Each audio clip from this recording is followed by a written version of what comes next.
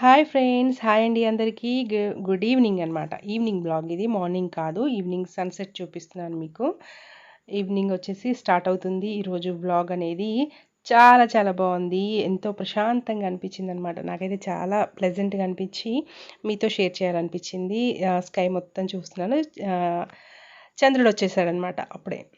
Evening blog కదా, మనకు చంద్రుడిని కవర్ చేస్తున్నా. అటు సన్సెట్ అవుతుంది, ఇటు మూన్ వచ్చేస్తుంది అనమాట. అందుకని చెప్పేసి నేను మీతో షేర్ చేయాలనిపించి షేర్ చేశాను. అయితే చాలా బాగా అనిపించింది నాకు. వ్యూ కంపల్సరీ అండి, ఇట్లాంటి వ్యూస్ అయితే కంపల్సరీ బ్లాగ్లో ఉంటాయి. అయితే ఇప్పుడు మనం బ్లాగ్లోకి ఎంటర్ అయిపోతాం. Good evening. ఈరోజు లేట్ బ్లాగ్ అనమాట. లేట్ ఏంటంటే ఈవినింగ్ నుంచి స్టార్ట్ చేస్తున్నాను. ఇప్పుడు వచ్చేసి 7 అవుతుంది. ఇప్పుడు నేను టీ ప్రిపేర్ చేయాలి. పాప్కార్న్ పిల్లల కోసం రెడీ చేద్దాం అనుకుంటున్నా. జస్ట్ ఎట్లా ఉంటుందో చూద్దాం, మీరు కూడా చూడండి, ఓకేనా? అయితే బ్లాగ్లోకి వెళ్ళిపోదామా మరి. నేను ఇక్కడ రెడీ చేస్తున్నాను పాప్కార్న్ అనేది. పిల్లల కోసం ప్రిపేర్ చేద్దామని చెప్పేసి పాప్కార్న్ రెడీ చేస్తున్నాను. దానికోసం నేను ఒక బగోన్ స్టవ్ పై పెట్టేశాను అనమాట. స్టవ్ పై పెట్టేసిన తర్వాత పాప్కార్న్ మొక్కలు, ఇవి మేము పండించే మొక్కలు అనమాట, కొనుక్కొచ్చేవి కాదు. అవి తీసుకున్నాను. మాకు కంపల్సరీ, మా దగ్గర కంపల్సరీ వాటి కోసం, పాప్కార్న్ కోసమే సైడ్కు వేస్తామన్నమాట. మామూలు మొక్కలతో ఇవి కూడా పాప్కార్న్ మొక్కలు పండించడం జరుగుతుంది. అవి ఇప్పుడు మీతో ఎలా చేయాలో ప్రిపేర్ చూపిస్తానమాట. ముందుగా బగోనీలో ఆయిల్ వేసేసుకోవాలి. ఆయిల్ వేసిన తర్వాత మనం టేస్ట్ కోసమని సాల్ట్, అలాగే పసుపు, కలర్ కోసమని పసుపు అనమాట. అది వేసేసి ఆయిల్లో ఒక గుప్పెడన్ని మక్కలు తీసుకోవాలి. పాప్కార్న్ మక్కలు ఉంటాయి కదా, అవి తీసేసుకొని వేసేసి క్యాప్ వేసుకోవాలి. హై ఫ్లేమ్లో మాత్రమే మనం వీటిని ఫ్రై చేయాలన్నమాట. హై ఫ్లేమ్ అయితేనే మనకు అవి పేలి మంచి పువ్వుల్లాగా వస్తాయి. లేదు అని అంటే అవి పేలవు, అంత మక్కలన్నీ కూడా మాడిపోతాయి అన్నమాట. అందుకోసమని మనం హై ఫ్లేమ్లోనే కంపల్సరీగా ఈ పాప్కార్న్ అనేది ప్రిపేర్ చేసుకోవాలి కంప్లీట్గా అనమాట.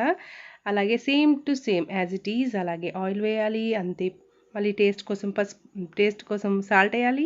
పసుపు ఏమో కలర్ కోసం వేసి గుప్పెడని మక్కలు వేసేసి మళ్ళీ క్యాప్ పై నుంచి మూత పెట్టేసుకోవాలన్నమాట. ఇలా మీకు చూపిద్దాం అనుకున్నా, కాకపోతే అవి పైకి పేలుతున్నాయి, అందుకని క్యాప్ క్లోజ్ చేసేసి అనమాట. ఇలాగా ప్రిపేర్ చేసి పిల్లలకి ఇస్తానమాట. టీ టైం కదా, టీ టైంలో పిల్లలకి ఇవే నేను స్నాక్స్గా ఇస్తున్నాను ఈరోజు. బాగుంటాయండి. ఇలా స్పెషల్గా కొంచెం వెరైటీగా పిల్లలకు ఇవ్వడం అనేది అలవాటు చేస్తూ ఉండాలి కదా, ఒకే రకంగా కాకుండా. బాగుంటుందండి, నిజంగా చాలా బాగున్నాయి, సూపర్గా వచ్చాయన్నమాట. ఇలాగా అయితే పిల్లలకు వాళ్ళు హాల్లో వెయిట్ చేస్తున్నారు, వాళ్ళ కోసం నేను తీసుకొని వెళ్తున్నాను. ఇవి తీసుకొని వాళ్ళ ముందు పెట్టాను. వాళ్ళకి భలేగా ఇష్టం అనమాట ఈ స్నాక్స్ అంటే. వెరైటీ, ఇప్పుడు ఇంటి దగ్గరే ఉంటున్నారు కాబట్టి పిల్లలంటే వాళ్ళకి ఎప్పుడో ఒక ఐటెం తినాలనిపిస్తుంది కాబట్టి వీలైనంత మట్టుకు కొంచెం వెరైటీస్ చేసి ఇవ్వడం కోసం ట్రై చేస్తూ ఉన్నానండి. అందులో భాగంగా ఈరోజు ఇవి ప్రిపేర్ చేశాను అనమాట. వాళ్ళకు ఇష్టంగా తిన్నారు కంప్లీట్గా కూడా. వాళ్ళకి చాలా ఇష్టం అనమాట. టైంపాస్ కోసం కూడా ఒక్కొక్కటిగా నెమ్మదిగా తింటూ ఉంటారు కదా, టైంపాస్ కోసం కూడా చాలా బాగుంటాయి. ఫైనల్గా ఫ్రెండ్స్, మీకు వీలైతే ఇలాంటివి చేసుకొని పిల్లలకు పెట్టడానికి, మనం తినడానికి కూడా బాగుంటుంది. ట్రై చేయండి. సూపర్ సూపర్ పాప్కార్న్ ఇలా ఉందన్నమాట. నాకు వచ్చేసి చాలా నచ్చింది. అయితే ఇప్పుడు నేను మీకు చూపిస్తాను. పాలు అనేటివి మా గేదెలు ఉంటాయి కదా, అక్కడ నుంచి పాలు తీసుకొని రావడం చూపిస్తున్నాను అనమాట. అది చాలా ఈవినింగ్ టైం కదా, కొంచెం లైట్ ప్రాబ్లం అనమాట. అందుకే నేను పాల బకెట్ తీసుకొని వస్తున్నాను ఇంట్లోకి. కంప్లీట్గా ఇవి పాలు అనేటివి.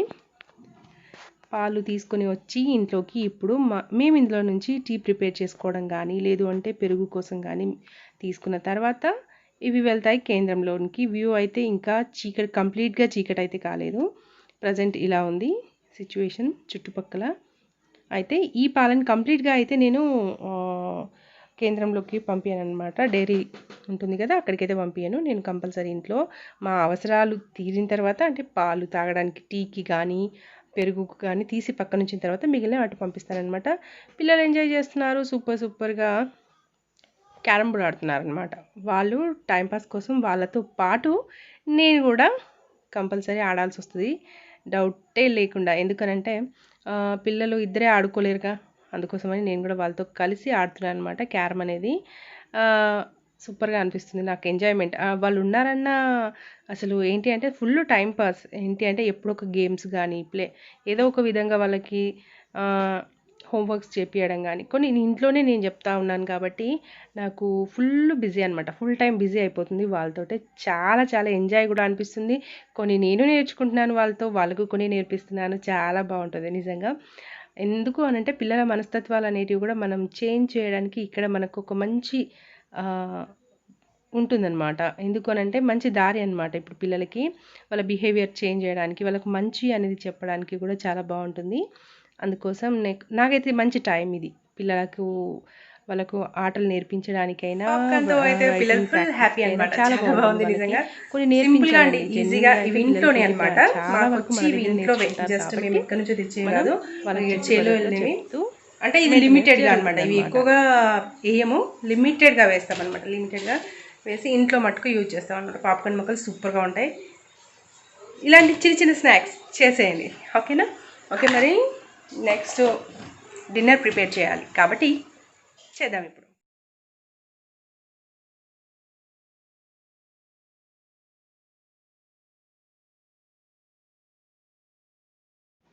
ఫ్రెండ్స్, ఇప్పుడు నేను ప్రిపేర్ చేస్తున్నాను మక్క రొట్టెలు అనమాట. దానికోసం అని చెప్పేసి బగోన్ పెట్టేసుకొని అందులో ఎసరు పోసిన అనమాట. ఎసరు పోసిన తర్వాత సాల్ట్ వేసాను. సాల్ట్ వేసి మరిగించాలి. కంపల్సరీ మరిగిన నీళ్ళల్లో అయితే రొట్టె మనకు కంపల్సరీ పర్ఫెక్ట్గా వస్తుంది. మెత్తగా మనం ఎలా చేసుకోవాలనుకున్నా అలా చేసుకోవచ్చు అనమాట.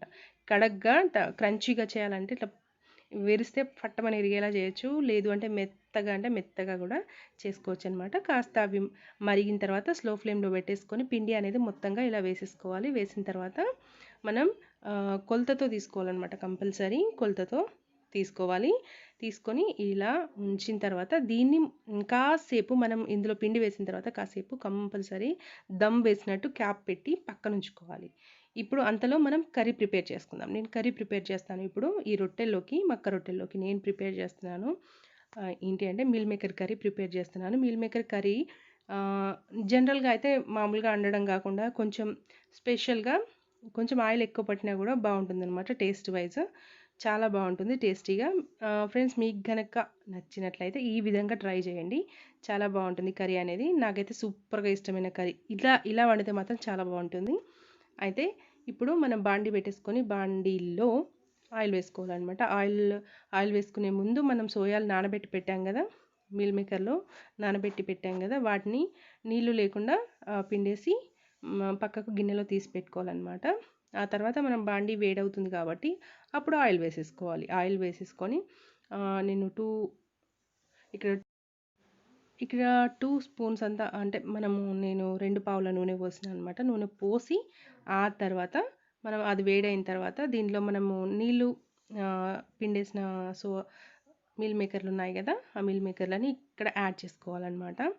ఆ మీల్ మేకర్లలో కూడా డిఫరెన్స్ ఉంటాయి. చాలా డిఫరెన్స్ ఉంటాయి. అవి చూసి తీసుకోవాలి మనం కంపల్సరీగా. ఇలా ఫ్రై చేసుకోవాలి. ఇలా ఫ్రై చేయడం ద్వారా కర్రీ అనేది కంప్లీట్గా డిఫరెంట్ టేస్ట్ మాత్రం వస్తుందండి. అదైతే పక్కా పర్ఫెక్ట్గా డిఫరెంట్ టేస్ట్ అయితే ఉంటుంది.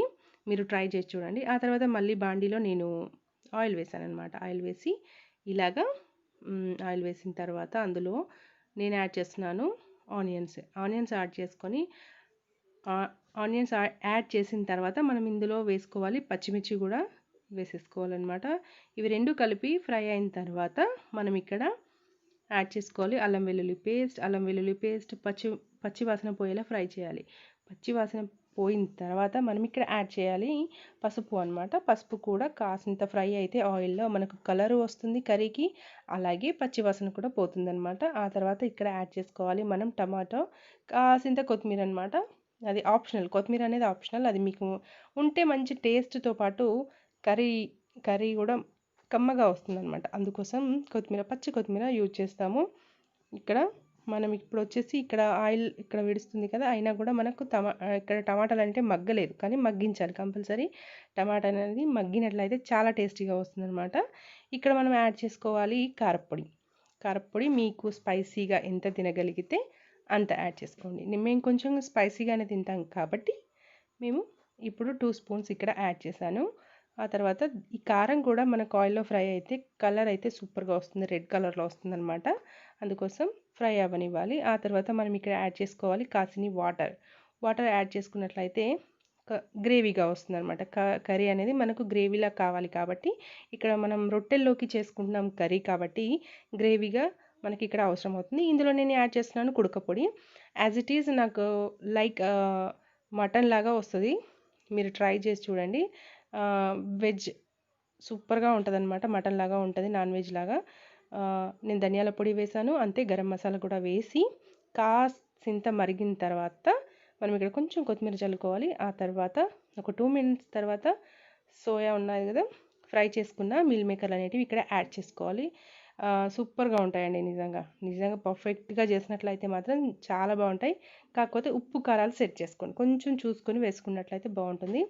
సూపర్గా కర్రీ అయితే రొట్టెలోకి సూపర్గా కుదిరింది. నాకైతే చాలా బాగా నచ్చింది. ఇప్పుడు ఫ్లేమ్ తగ్గించేసుకొని కొత్తిమీర చల్లేసుకొని పక్కకి దించేసుకొని పెట్టేసుకోవడమే. ఆ తర్వాత నేను మక్క రొట్టెలు ఎలా ప్రిపేర్ చేయాలో చూస్తాం. మరి నేనైతే ఇలాగే ప్రిపేర్ చేస్తాను. మీరు ఇలాగే చేస్తారా లేదా అనేది నాతో షేర్ చేయడం మర్చిపోవద్దు.